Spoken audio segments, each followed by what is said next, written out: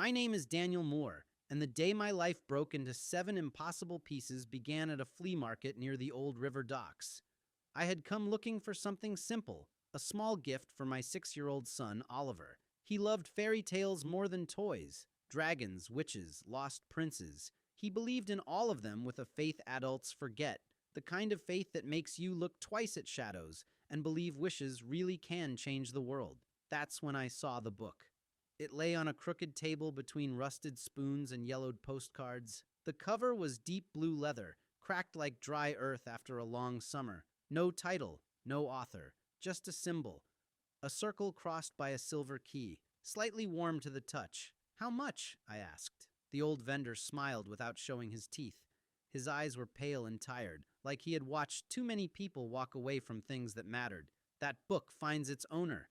Today, it found you." I laughed, handed him €5, and took it home, not knowing I had just paid for the strangest journey of my life. That night, Oliver begged me to read from it. When I opened the book, the pages smelled like rain and old forests. The first story was called The Forest That Remembers. As I read aloud, the letters seemed to shimmer like they were breathing. Then the room tilted. The walls dissolved like fog. Oliver's voice faded. Wind rushed past my ears. And suddenly I was standing in a dark forest, holding the same book in my hands. Tall trees whispered my name. Their leaves moved without wind, brushing together like fingers. A girl with silver eyes stepped from behind a trunk. "You don't belong here," she said.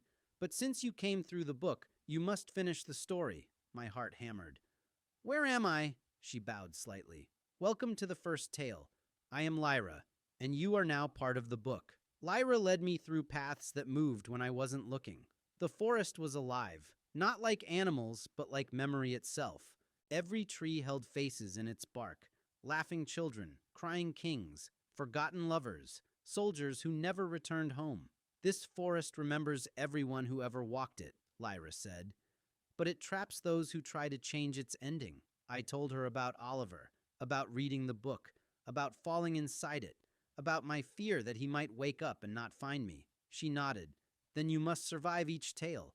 Only when all stories are complete will the book release you."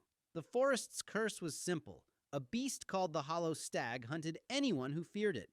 The more afraid you were, the closer it came, feeding on the sound of your heartbeat. We heard its hooves before we saw it. My hands shook. The air grew cold. A shadow with antlers of bone stepped between the trees, its eyes empty like burned-out stars. Lyra grabbed my arm. "Don't fear it. Think of something you love." I thought of Oliver's laugh, his small hands in mine, the way he said "Dad," like it was magic, the way he believed I could fix anything. The beast slowed, its shadow thinned. Then it vanished like smoke. The forest sighed. "You broke the curse," Lyra said. "The story is complete." She touched the book, and the world tore open again. I fell onto stone that rang like a bell. I was in a city made of crystal. Towers reflected the sky so perfectly I felt upside down, like I might fall into the clouds. A boy about my age walked toward me, wearing a coat stitched with mirrors. "Name's Elias," he said. "This city shatters when someone tells a lie, even a small one." The story's problem was a queen who ruled by lies, hiding her fear behind perfect words. If she told one more lie, the city would break and everyone would die in falling glass. I was brought before her. Queen Maribel smiled like polished crystal. "Tell me," she said, "do you belong here?" I could lie. It would be easier. It would keep me safe. But I thought of Oliver again. "No," I said. "I'm lost. And you are too." The city shook. Cracks raced across the floor, climbing the walls like spiders. Maribel screamed, then fell to her knees. "I'm afraid," she whispered. "I lie because I'm afraid to be weak." The shaking stopped. Truth saved the city. Elias clapped me on the back. "2 stories down. You're still breathing." The book pulled me away once more. I woke on a ship floating in black water under a sky with no stars. The captain, a woman named Mara, said the sea had stolen the sky because sailors forgot how to dream. A child on the ship, Thomas, cried every night. He dreamed of stars but couldn't remember them. Without stars, sailors were lost, and the sea grew angry. I told him stories of constellations, of hunters, bears, and flying horses. I made some up, I made them bright, loud, and brave. That night, Tomas smiled in his sleep. The next morning, one star appeared, then another. The sea released the sky. Mara hugged me. You gave dreams back to the world. The book opened by itself. I arrived in a valley where even my footsteps made no sound. The wind moved the grass, but there was no whisper. Birds opened their beaks, but no song came out. It felt like being inside a dream that had forgotten its own voice. A young girl stood by a river, throwing stones into the water.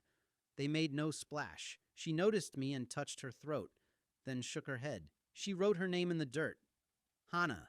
People in the nearby village spoke only with hands, eyes, and slow movements. Hana showed me how. She told me their king had stolen all sound years ago. He believed noise created conflict, and silence created order. No one could argue, protest, or sing lullabies to their children. Hana's greatest wish was to sing.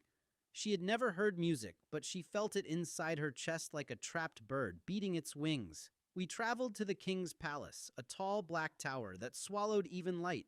The king sat on a throne of stone, holding a silver bell in his hands. Inside it, he had trapped all sound. Every laugh, every cry, every word of love. I stood before him and spoke, even though he could not hear me. You are not protecting your people. You are burying them alive. He laughed silently. So I took 2 stones and struck them together. The bell shattered. Sound crashed into the world like a storm. Wind roared. Birds screamed with joy. People cried out in surprise and relief. Babies laughed for the first time. Hana covered her mouth, then sang. Her voice rough, untrained, but filled with life. It was the most beautiful sound I had ever heard. The king fled, clutching his ears. The world breathed again. Hana hugged me and sang my name again and again so she would never forget it. The book opened, warm in my hands. I appeared inside a tower made of spinning gears. The air smelled like rust and dust. Clocks covered every wall. Some ran forward, some backward, some not at all. Outside, I saw children with wrinkled faces and old men chasing butterflies. Time was broken and confused. A boy named Peter found me. He said he aged every hour. Yesterday he was 10. Today he looked 30. The clock was controlled by a lonely clockmaker named Edric. His daughter had died years ago. He tried to freeze time so no one else would lose someone they loved. But time fought back and became cruel. I found Edric crying beside the great clock. He whispered, "If time stops, pain stops." I told him about Oliver, about knowing my son would grow, and that it scared me. But loving him meant letting time move, even when it hurts. Time hurts, I said, but it also heals. And it gives us memories. Without time, love cannot grow. Edric touched the clock with shaking hands and fixed its heart. The gears slowed, then moved correctly. Children became children again. Old men aged properly. Peter laughed as his face returned to its true years. Time forgave us. The book turned another page. I returned to the forest from the first story. But it was no longer dark. Light filtered through golden leaves. Every person I had met stood waiting. Lyra, Elias, Mara, Thomas, Hana, Peter, and many others whose stories I had touched. They formed a circle around me. The book is almost done, Lyra said. One truth remains. Why do you want to leave? Elias asked. I looked at all of them. I had saved their worlds, but they had changed me too. They taught me courage, truth, dreams, music, and time. I don't want to leave because this world is bad, I said. I want to leave because my son is waiting. Every story I lived, I want to tell him. So he can believe in everything you taught me. The book glowed brighter than the sun. Then you carry us with you, Mara said. The pages closed. The forest folded like paper. I woke on my couch, the book resting on my chest. Morning light filled the room. Oliver slept beside me, holding my shirt. He opened his eyes. Dad, did you finish the book? I smiled, my heart full and aching. No, I said softly. Now I finally know how to tell it. For a long time after Oliver fell back asleep, I just lay there staring at the ceiling. I could still feel the forest wind on my skin, still hear Hana's first song echoing in my ears, still see the way stars had returned to the Black Sea. I wondered if those worlds still existed when I closed the book, or if they lived only inside me now. In the days that followed, Oliver asked for stories every night. I told him about a forest that remembered every footstep and how fear could be defeated by love. I told him about a city of glass where lies could kill and truth could save. I told him about a sea that stole the stars and a boy who dreamed them back into the sky. I told him about a girl who had never heard music until the world learned to breathe again. I told him about a clock that tried to stop pain and only learned that pain and love walk together. Oliver listened with wide eyes and asked endless questions. "Were you scared, Dad?" he asked. "Yes," I said. "But being scared doesn't mean you stop. It means you remember why you're walking." Sometimes when I opened the book, I thought I saw the pages shimmer again, just for a second, but I never fell through. Maybe the book had decided its work with me was done. Or maybe it was waiting for the day Oliver would be old enough to open it himself. I hid the book on the highest shelf, not because I was afraid of it, but because I respected it. Some stories choose their readers carefully. Some journeys happen only once. Years will pass. Oliver will grow. His hands will get bigger, his voice deeper. One day he will stop asking for bedtime stories. But I know something he doesn't yet. Stories never really end. They change shape. They move from pages into people, from people into memories. And sometimes, if you are very lucky, a story will open its door and let you step inside, just long enough to remind you what matters most. For me, that will always be a small boy with bright eyes who believes his father can do anything, and a book that once showed me that love is the strongest magic any world can have.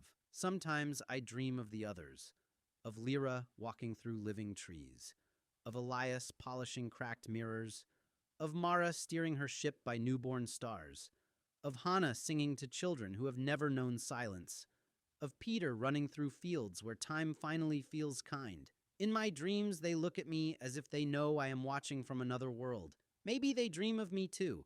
Maybe stories remember their travelers the same way forests remember footsteps. If that book ever opens again, I don't know if I would step inside so easily. But I know this. If it were my son who disappeared into its pages, I would follow him without fear, through forests, glass cities, silent kingdoms, broken clocks, and even seas without stars. Because some stories are not meant to be read, they are meant to be lived. And if that day ever comes, I will carry love like a key, just as I did before.